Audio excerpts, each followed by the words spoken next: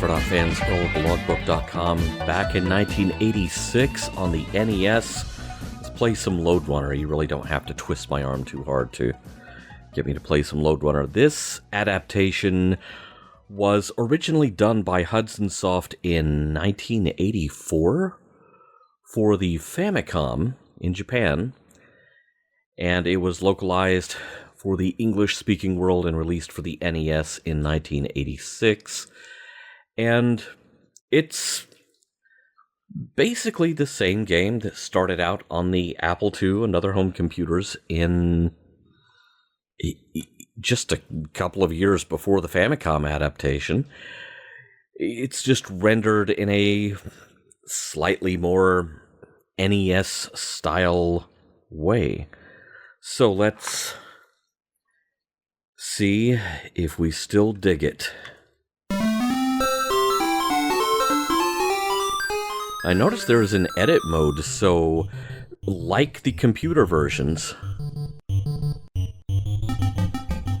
this does have the ability to add your own mazes, your own levels. And that didn't work out too well.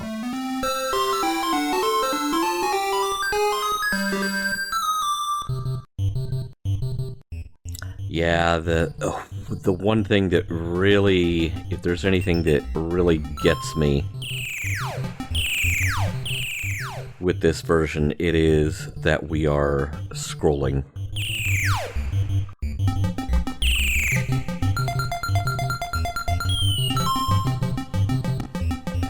And so there is stuff happening, and there are bad guys approaching from directions you cannot necessarily see.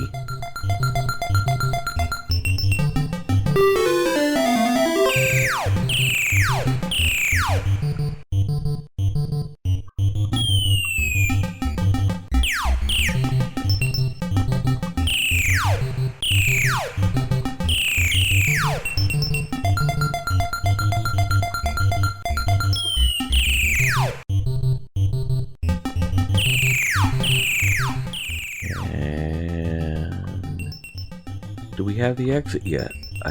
We should have the exit. Please jump in that hole. Thank you.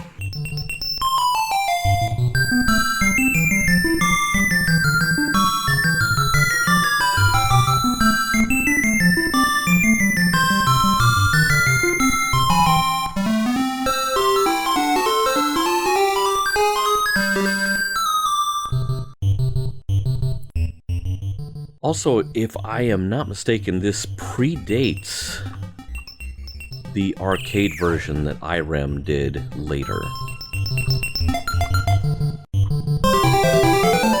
Well, I didn't think that out too well either.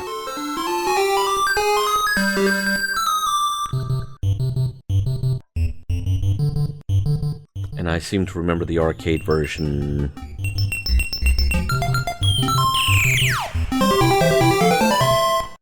taking a number of cues from the Hudson Soft version.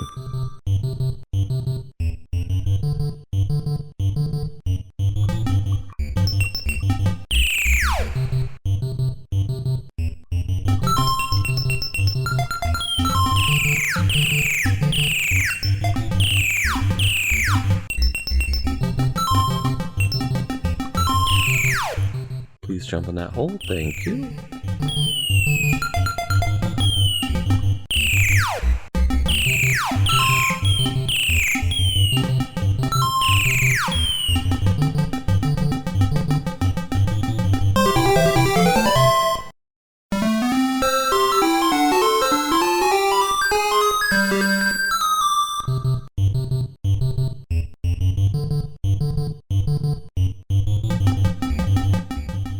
Try a different approach this time.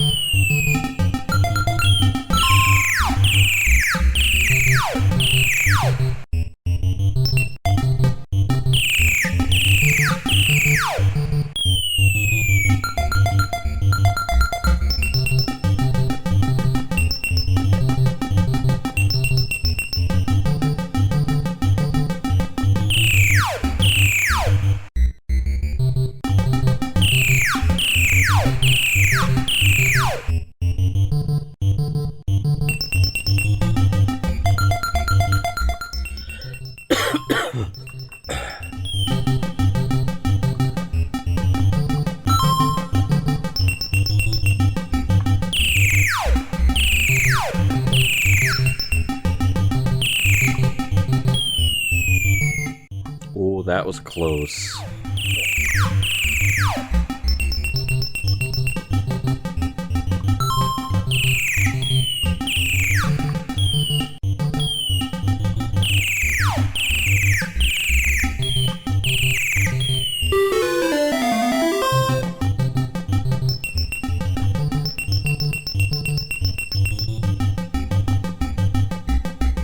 Hopefully I can exit the level. Oh, trick block there.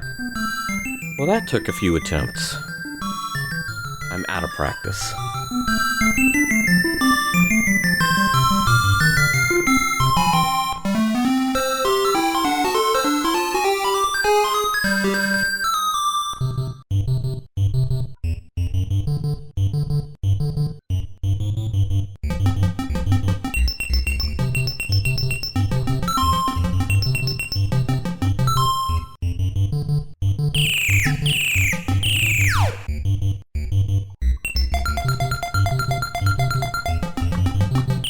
Oh!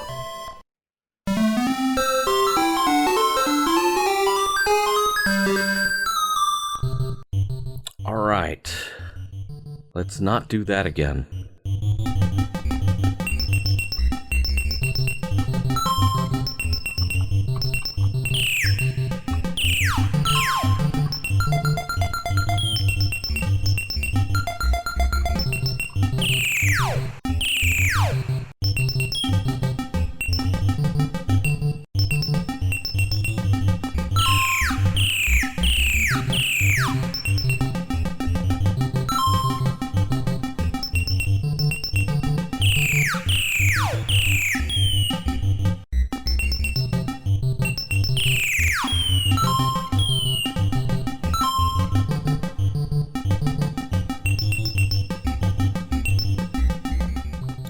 There's a trick to this one, which I will not live to execute if these guys don't get off my backside.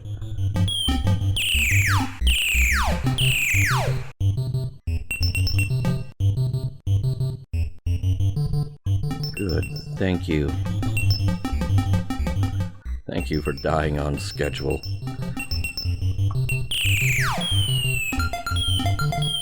There's the exit. There's the welcoming committee.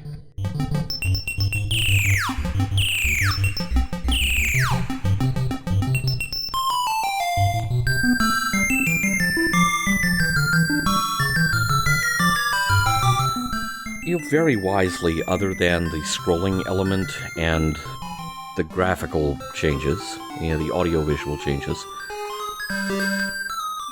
they didn't mess with the game. I mean, look.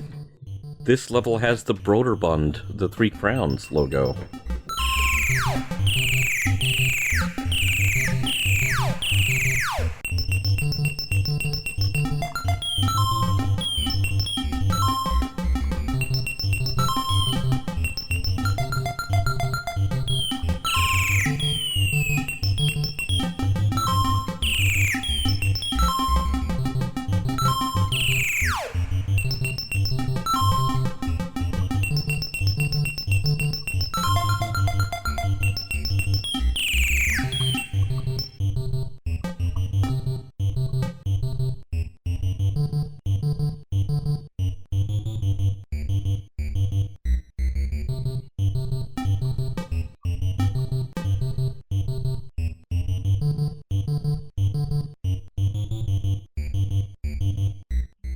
Great, thank you all for running in circles down there.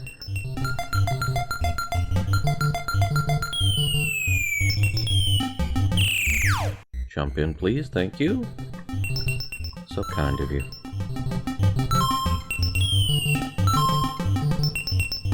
Now this is gonna be like...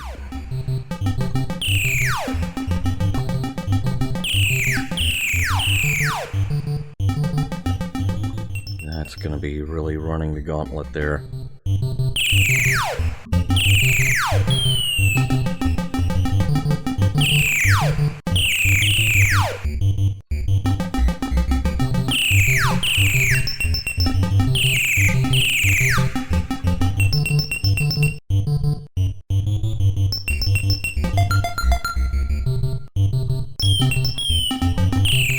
In you go.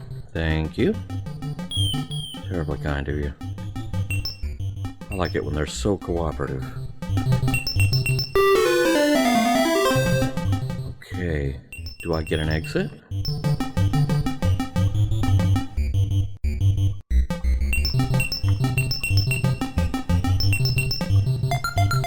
There's the exit. Alright.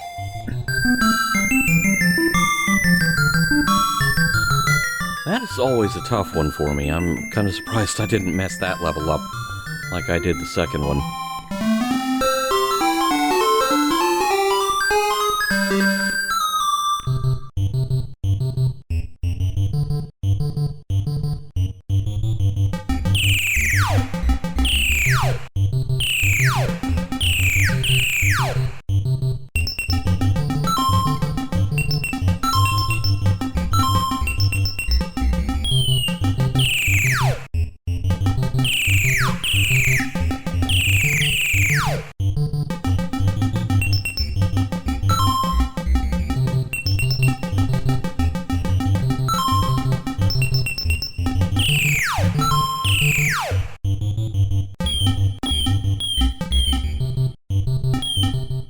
I'm about to die. Yep. I did not correctly plan that one out.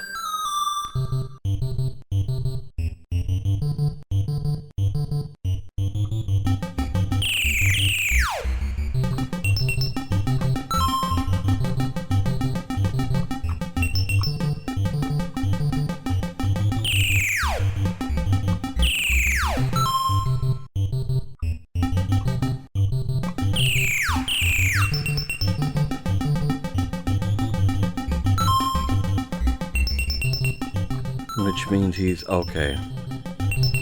Just dodged that bullet.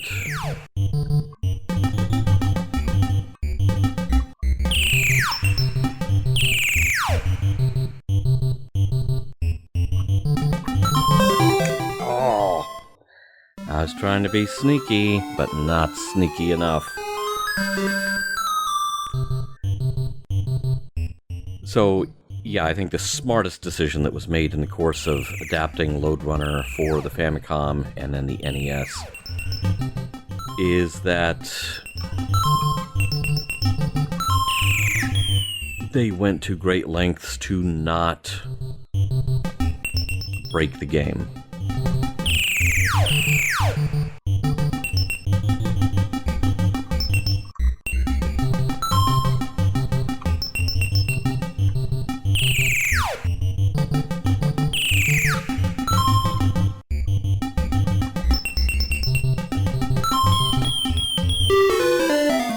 The exit. That's how you do that one. Go into the bowl last.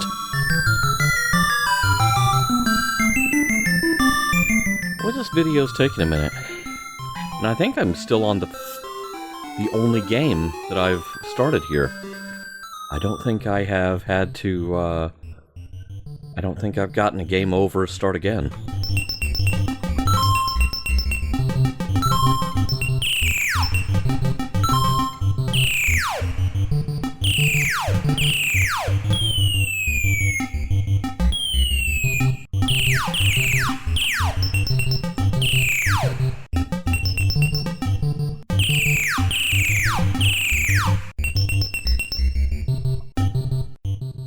Be very careful here.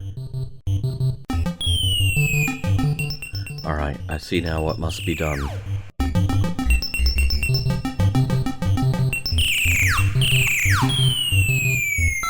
Boom, all the way down.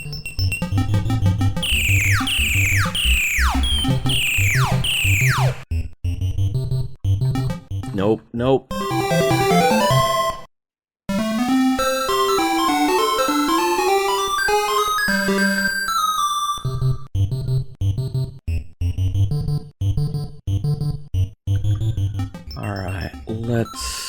take,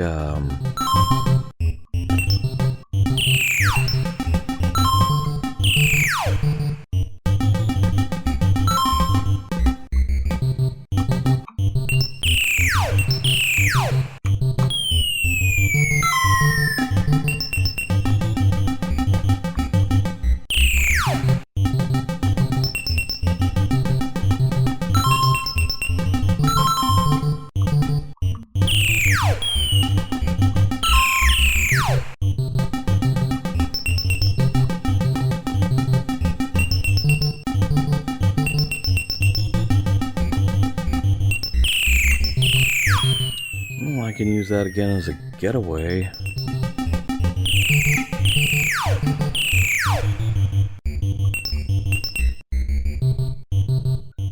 Alright, now let's do this the way it should be done.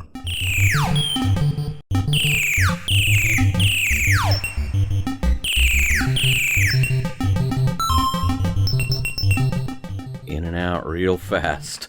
That's how you gotta do that.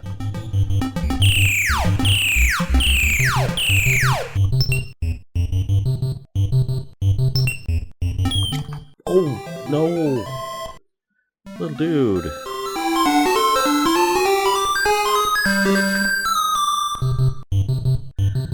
Alright, well I think you've got the lay of the land here on NES Lode Runner. And it's a really smart adaptation because it does not break the game with new elements just because those are elements that appear in other NES games. You know, power-ups, things like that. It doesn't have to be Super Mario Lode Runner, in other words, and I think that was a very, very smart decision on their part.